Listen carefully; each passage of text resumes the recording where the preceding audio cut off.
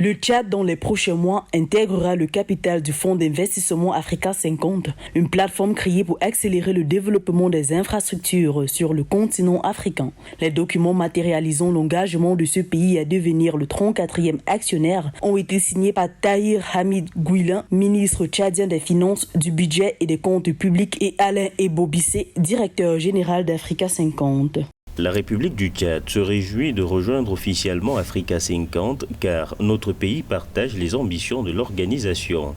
L'infrastructure est le pilier de toute économie et de ce fait, nous souhaitons tirer pleinement parti de l'expertise de Africa 50 en matière de développement et de financement de projets pour faire avancer le programme de construction des infrastructures de notre pays.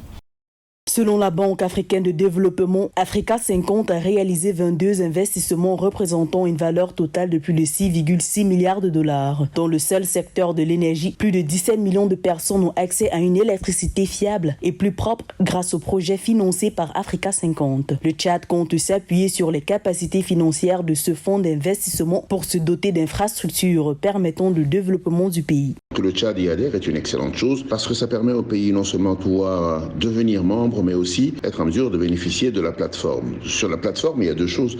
La première, c'est ce qu'on appelle les best practices. Ça veut dire en fait les meilleurs projets qui ont réussi ailleurs et être en mesure d'en être inspirés et avoir accès à la plateforme d'intervenants, aussi bien financiers que techniques. Deuxième, c'est la possibilité d'accéder à des moyens financiers à des taux préférentiels.